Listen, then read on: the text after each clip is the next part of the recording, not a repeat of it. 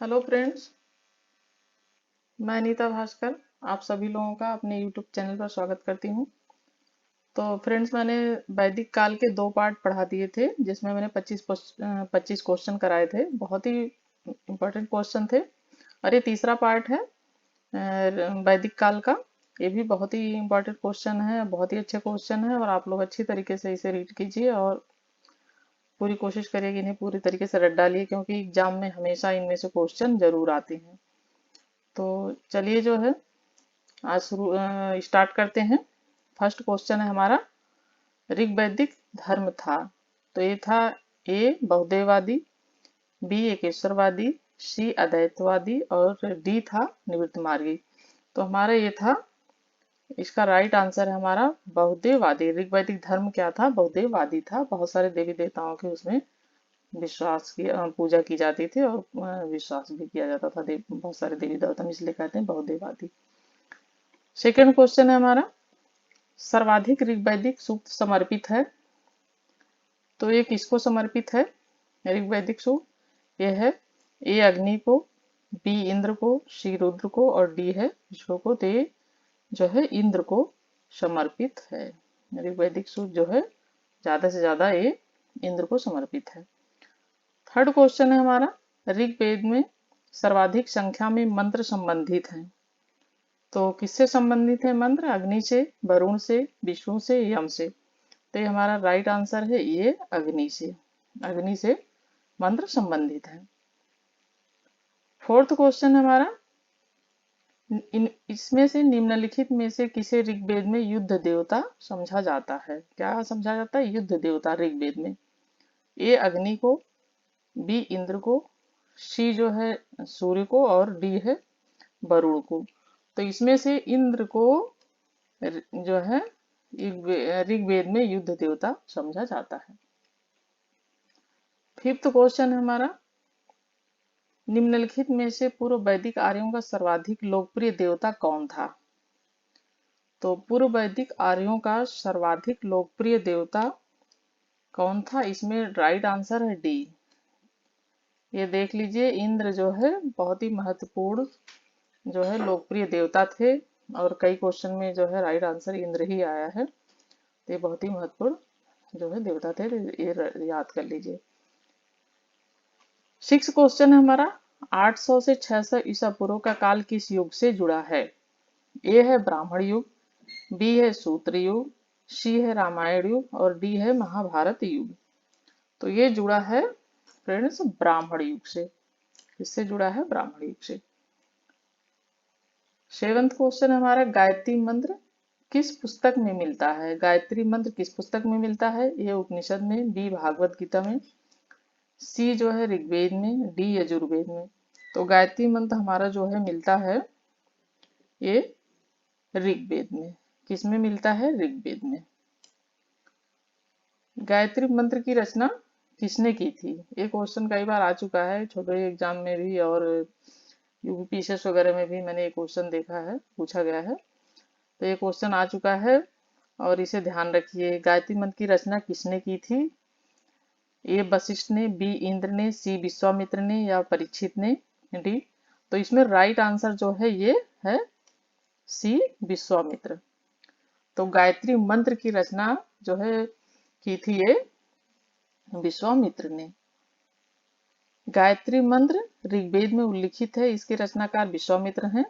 यह सविता, ये क्वेश्चन ये भी बहुत महत्वपूर्ण है। ये भी क्वेश्चन मैंने देखा था एग्जाम में आया हुआ था, ध्यान नहीं आ रहा किस एग्जाम में था, लेकिन ये क्वेश्चन आया हुआ था।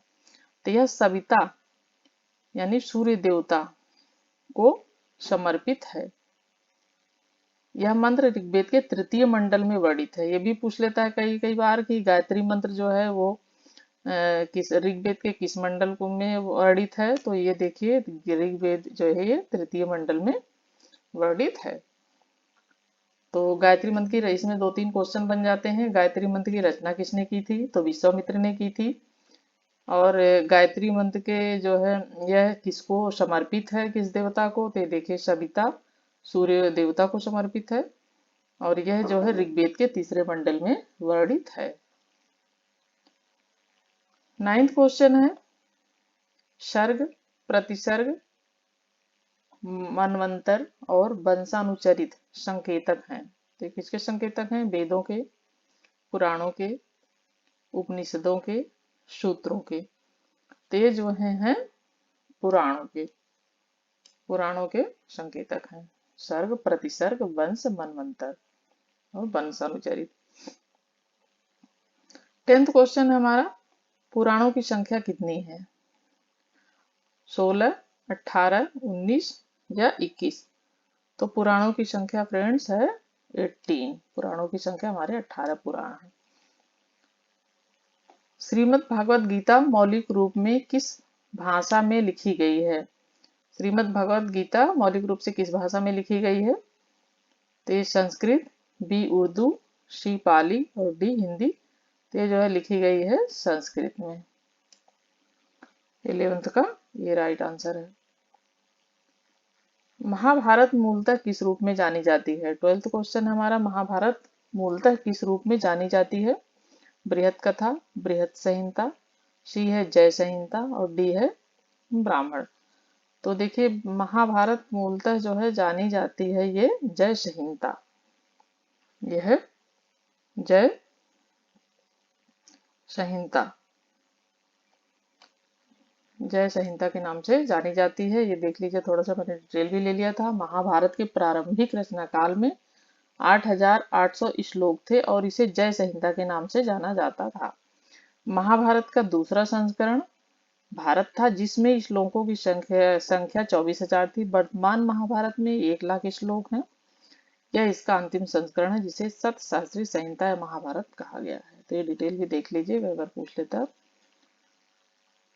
13 क्वेश्चन हमारा, हिंदू पौराणिक कथा के अनुसार समुद्र मंथन हेतु किस सर्प ने रस्सी के रूप में स्वयं को प्रस्तुत किया? तो ये 13 क्वेश्चन है, हिंदू पौराणिक कथा के अनुसार समुद्र मंथन हेतु किस सर्प ने रस्सी के रूप में स्वयं को प्रस्तुत किया? ए कालिया, बी वासुकी, सी पुष्कर और डी शेषनाग। तो इसमें राइट आंसर है बी वासुकी। 14 क्वेश्चन है, किस काल में अछूत की अवधारणा स्पष्ट रूप से उद्धृत हुई थी? ऋग वैदिक काल में, उत्तर वैदिक काल में, उत्तर गुप्त काल में या धर्मशास्त्र के समय में? राइट आंसर हमारा है डी धर्मशास्त्र के समय में अछूत की अवधारणा स्पष्ट रूप से उद्धृत हुई थी। 15 क्वेश्चन है हमारा, सत्यमेव जयते शब्द किस उपनिषद से लिए गए हैं? तो फ्रेंड्स आप लोगों को पता होगा, ये जो है मुंडको उपनिषद से लिए गए हैं। सत्यमेव जयते शब्द, इसका अर्थ होता है सत्य की ही विजय होती है। इसका अर्थ होता है सत्य की ही विजय होती है। ऋग्वेद की मूल लिपि थी ए देवनागरी, बी खरोष्ठी, सी पाली और डी ब्राही। तो ऋग्वेद की मूल लिपि क्या थी? ये थी ब्राही लिपि। ये थी ब्राही लिपि। 17 क्वेश्चन है, सत्यकाम जबाल की कथा जो अनब्याही मां होने के लांछन को चुनौती देती है उल्लेखित है। क्या क्वेश्चन है? देखिए, सत्यकाम जबाल की कथा जो अनब्याही मां होने के लांछन को चुनौती देती है उल्लेखित है। ए जबालो उपनिषद में, बी प्रश्नोपनिषद में, सी छांदोग्य उपनिषद में या डी कठोपनिषद में? तो इसका राइट आंसर है सी छांदोग्य उपनिषद में। छांदोग्य उपनिषद में। 18 क्वेश्चन है हमारा, वैदिक कर्मकांड में होता का संबंध है। 18 क्वेश्चन में है वैदिक कर्मकांड में होता का संबंध है। तो होता का संबंध किससे है? यह है ऋग्वेद से। यह है ऋग्वेद से संबंधित होता। 19 क्वेश्चन है, अवेस्ता और ऋग्वेद में समानता है। अवेस्ता किस क्षेत्र से संबंधित है? भारत से, ईरान से, इजराइल से या मिस्र से? तो अवेस्ता जो है वो संबंधित है ईरान से। ईरान से संबंधित है। अवेस्ता और ऋग्वेद दोनों भाषिक समानताओं के कारण आर्यों की सभ्यता से संबंधित माने जाते हैं। अवेस्ता ईरान के क्षेत्र से संबंधित है। 20 क्वेश्चन हमारा, वैदिक काल में किस जानवर को अधन्या माना गया है? तो ए है बैल, बी है भेड़, सी है गाय और डी है हाथी। तो ये गाय को अधन्या माना गया है। इसका अर्थ होता है न मारने योग्य, मतलब उसको मारना नहीं चाहिए। और ये भी क्वेश्चन बहुत महत्वपूर्ण है। ये क्वेश्चन कई बार पूछा गया है, यूपी पीसीएस में भी ये क्वेश्चन पूछा गया है, टीजीटी पीजीटी में भी ये क्वेश्चन पूछा गया है। 21 क्वेश्चन है, ऋग्वैदिक काल के प्रारंभ में निम्न में से किसे महत्वपूर्ण मूल्यवान संपत्ति समझा जाता था। ये क्वेश्चन 2015 में यूपी पीसीएस में पूछा गया था। ऋग्वैदिक काल के प्रारंभ में निम्न में से किसे महत्वपूर्ण मूल्यवान संपत्ति समझा जाता था। भूमि को, गाय को, स्त्रियों को, जल को। ये जो है समझा जाता था गाय को। ऋग्वैदिक काल में गाय को मूल्यवान संपत्ति समझा जाता था, इसीलिए उसे धन्य कहा गया था, मतलब न मारने, इसे मारना पाप था, जो कि जब से चली आ रही है ये जो है प्रथा, और आज भी हमारे गाय को पूजनीय मानते हैं और इसे मारना पाप समझते हैं। तो 22 है, प्राचीन भारतीय समाज के प्रसंग में निम्नलिखित शब्दों में से कौन सा शब्द शेष 3 के वर्ग का नहीं है। ए है कुल, बी है वंश, सी है कोश और डी है गोत्र। तो ये जो है हमारा ऑप्शन हो जाता है जो है सी, कोश। ये जो है राइट आंसर हमारा है कोश। संस्कारों की कुल कितनी संख्या है। ये क्वेश्चन है हमारा 23 क्वेश्चन। 23 क्वेश्चन है हमारा, संस्कारों की कुल कितनी संख्या है। ए है 10, बी है 12, सी है 15 और डी है 16, 16 यानी 10, 12, 15 और 16। तो हमारे जो है हिंदू धर्म की मान्यता के अनुसार डी में जो ये आंसर है राइट हो जाएगा, 16 संस्कार हैं हमारे। तो एक बार डिटेल भी थोड़ा सा मैंने ले लिया था, तो देख लेते हैं। संस्कार का शाब्दिक अर्थ है परिष्कार। संस्कार का क्या शाब्दिक अर्थ है? परिष्कार, शुद्धता अथवा पवित्रता। गौतम धर्म सूत्र में इसकी संख्या 48 मिलती है। मनु ने गर्भाधान से मृत्यु पर्यंत 13 संस्कारों का उल्लेख किया है। मनु ने जो है जिसका 13 संस्कारों का उल्लेख किया है। बाद की स्मृतियों में इसकी संख्या 16 स्वीकार किया गया। आज यही सर्व प्रचलित है। इसके नाम है, पहला है फर्स्ट गर्भाधान संस्कार, दूसरा है पुंसवन संस्कार, तीसरा है सीमांतोन्नयन संस्कार, फोर्थ है जातकर्म संस्कार, फिफ्थ है नामकरण संस्कार, जब बच्चे का नामकरण किया जाता है। सिक्स है निष्क्रमण संस्कार, जब बच्चों के घर से बाहर जो है निकालते हैं उसको निष्क्रमण संस्कार कहते हैं। अन्नप्राशन संस्कार, जब बच्चे को पहली बार अन्न खिलाया जाता है। चूड़ाकरण, कर्णवेद, विद्यारंभ, जब विद्या जो है पहली बार बच्चा स्कूल जाता है तो उसे विद्यारंभ संस्कार कहते हैं।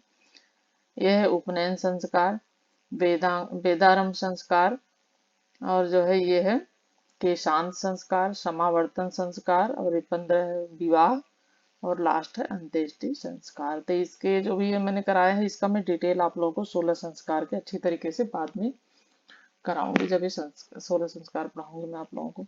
अभी मैंने शॉर्ट में बस आपको नाम बता दिया है जिससे आप लोग अच्छी तरीके से याद कर लें। ये हमारा है 24 और लास्ट क्वेश्चन। तो लास्ट क्वेश्चन 24 में, जीविकोपार्जन हेतु वेद वेदांग पढ़ाने वाला अध्यापक कहलाता था। ए आचार्य, बी अर्धयु, सी उपाध्याय, डी पुरोहित। तो जो है ये हमारा ऑप्शन है उपाध्याय। जीविकोपार्जन होती वेद वेदांग पढ़ाने वाला अध्यापक कहलाता था उपाध्याय। तो फ्रेंड्स जो है हमारे 24 क्वेश्चन है पार्ट 3 में। अगली बार अब मैं अगला जो है कल जो आपको लोगों को अगली वीडियो डालूंगी वो बौद्ध धर्म से संबंधित होगी। तो आज यहीं तक ये आज वैदिक जो है काल के जितने भी महत्वपूर्ण क्वेश्चन थे वो मैंने सब आप लोगों को करा दिए हैं। 50 क्वेश्चन पहले करा दिए थे और ये जो है 24 क्वेश्चन ये है, और बहुत ही वेरी इंपॉर्टेंट क्वेश्चन है। तो आप लोग इसे अच्छी तरीके से ध्यान दीजिए और अच्छी तरीके से जो है पढ़िए। और अगर आप लोगों को वीडियो अच्छा लगता है तो आप लोग वीडियो को लाइक, कमेंट, शेयर और सब्सक्राइब जरूर कीजिए, क्योंकि आप सब्सक्राइब करेंगे तभी आप तक वीडियो मेरी पहुंच पाएगी और आपको नोटिफिकेशन मिलता रहेगा। तो thank you friends, thank you for watching video. Next video में मिलते हैं। Okay, thank you.